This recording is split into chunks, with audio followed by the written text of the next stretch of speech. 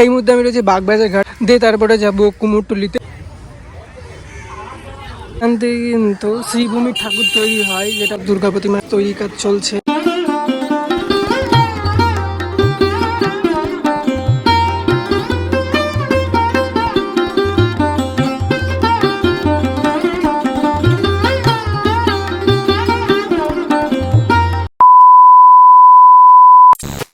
এই মুহূর্তে আমি রয়েছি বাগবাজার ঘাট দিয়ে, তারপরে যাবো কুমোরটুলিতে।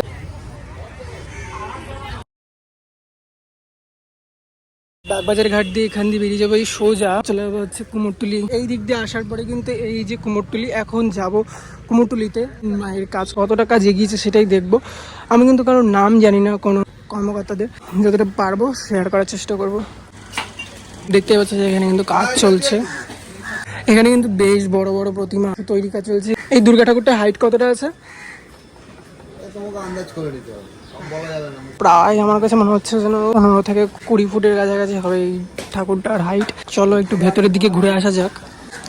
দেখতে পাচ্ছি ভেতরে কিন্তু এখনো কাজ চলছে।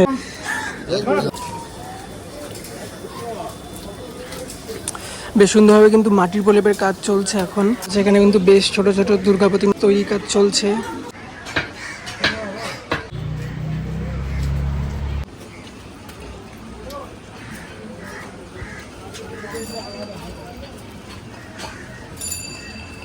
অসুরের 6 প্যাক তৈরি করছে আর কি।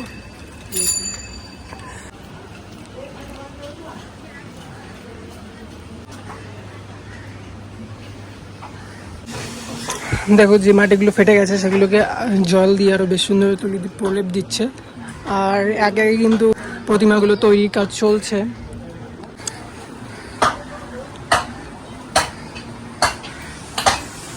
কেউ কেউ কাঠামের কাজ করছে, কেউ কেউ আবার আবির কাজ করছে। ঠাকুরগুলো সেগুলো কিন্তু বেশিরভাগটাই প্রায় তৈরি হয়েই গেছে। আমার এখান থেকেই তোমাদেরকে জুম করে দেখায়, মানে এই খড়ের প্রতিমার শেপ তৈরি করা হচ্ছে। এক এক করে খড়গুলোকে একত্রিত করে দড়ি দিয়ে বেশ সুন্দরভাবে শেপ দেওয়া হচ্ছে দুর্গা প্রতিমার। কীভাবে ঠাকুর তৈরির কাজ চলছে এটাই দেখালাম। আরও ভেতরে যাবো, চলো কন্টিনিউ দেখতে থাকো, আশা করি বেশ ভালো লাগবে।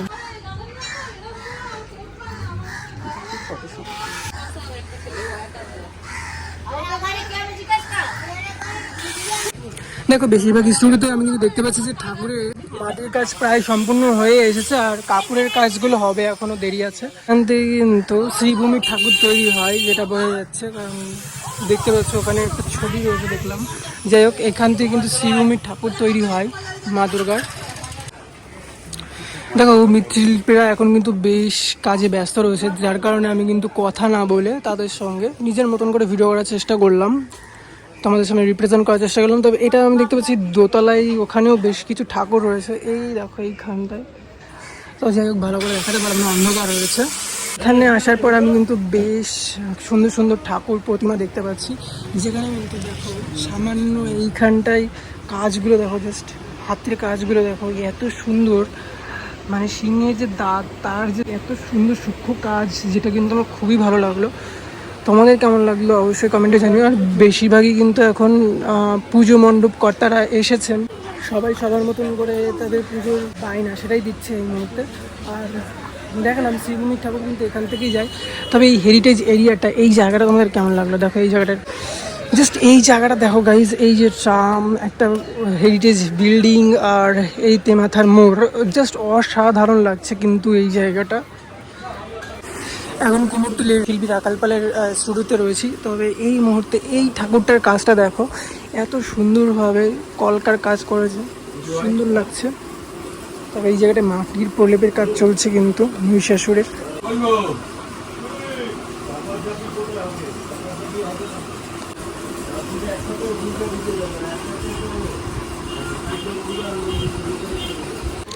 দুর্গা পুজোর পরে কিন্তু লক্ষ্মী পুজো হয়। আর দেখো এখানে কিন্তু বেশ সুন্দর সুন্দর ছোট লক্ষ্মী ঠাকুর রয়েছে, এখানে বেশ সুন্দরভাবে তৈরির কাজ চলছে। এই যে এখন থেকে দেখতে পাচ্ছি দুর্গা প্রতিমার কাজ চালু হয়ে গেছে, কারণ এবার পুজো আগত। হাইট কত করে আছে এই ছোট ছোট ঠাকুরগুলো? 3.5 ফুট। এগুলো প্রাইস কত বলা যাবে?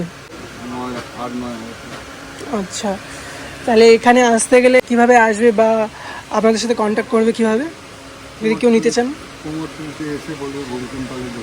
আচ্ছা, তো আপনারা যদি আসতে চান অবশ্যই আসবেন। আর এই সুন্দর সুন্দর প্রতিমা আপনারা চাইলে এখান থেকে সংগ্রহ করতে পারেন আপনাদের মন মতন। এই প্রতিমাটা এত সুন্দর প্রলেপ দেওয়া রয়েছে, তাই খুবই ভালো লাগছে দেখতে। তোমাদের কেমন লাগলো অবশ্যই কমেন্টে কিন্তু জানিও, জানাতে ভুলো না।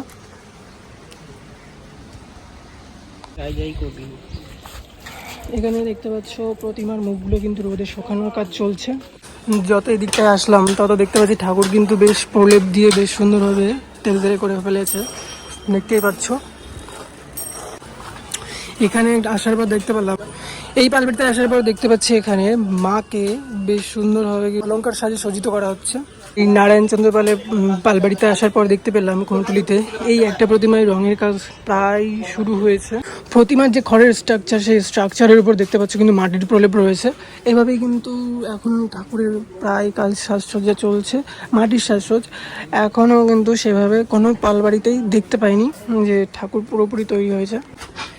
এখান থেকে দেখো এই ঠাকুরটা বেশ সুন্দর কিন্তু অলংকারের কাজ দিয়ে সাজানো হয়ে গেছে, প্রায় শুকিয়ে এলে এর রঙের কাজ শুরু হয়ে যাবে, বোঝা যাচ্ছে এটা এখান থেকে।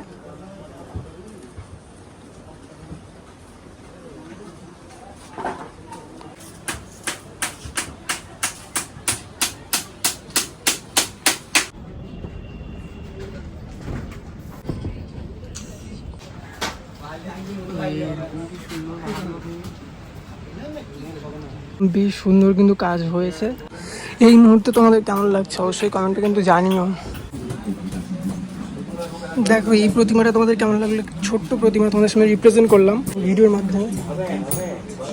এত সুন্দর হাতের নিখুঁত কাজ, মানে প্রলেপ দেওয়ার পর আরো বেশি ভালো লাগছে, সেটাই তোমাদের সামনে দেখানোর চেষ্টা করলাম আমি। দেখো পালবাড়ির ঠিকানাটা আমি ঠিক জানি না, তবে এই জায়গাটায় ঠাকুরগুলো এত সুন্দরভাবে তৈরি করে রেখেছে, দেখতে অপরূপ লাগছে, চোখ জুড়িয়ে যাওয়ার মতন। মা আসছে বলে কথা, অসাধারণ অসাধারণ, কিছু বলার ভাষা নেই আমার।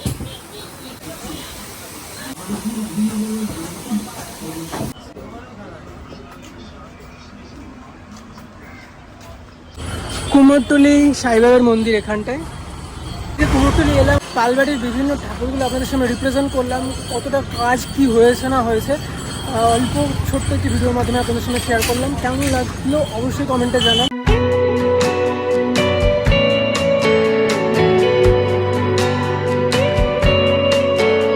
প্রিন্সেপ ঘাটে আসলে অনেকে টিকিট কাউন্টার খুঁজে পায় না, তবে এই হচ্ছে প্রিন্সেপ ঘাটের টিকিট কাউন্টার। এই দিকটাই আষাঢ়ের শেষে প্রিন্সেপ ঘাট ঘুরতে চলে আসলাম। এই গেট দুটো কিন্তু বেশিরভাগ সময় বন্ধ থাকে, তবে নেভির লোকেরা যখন যাতায়াত করে গাড়ি নিয়ে তখনই একমাত্র খুলতে দেখেছি এই গেটগুলোকে। প্রিন্সেপ ঘাটে এই সময় বেশি ভিড় নেই দেখতে পাচ্ছি, তবে সিজন ওয়াইজ যদি আসা যায় তখন কিন্তু প্রচুর কাপেলের সমাগম থাকে। এই হেরিটেজ এরিয়াটা ঘুরতে চলে আসলাম আজকে, আপনাদেরকে সেটাও শেয়ার করে নিলাম।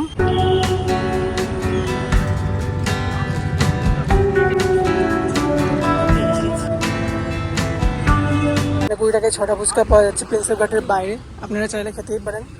আর এইদিকে রয়েছে আইসক্রিম স্টল, আর ওইদিকে ফুড কোর্টগুলো এখন বন্ধ হয়ে গেছে।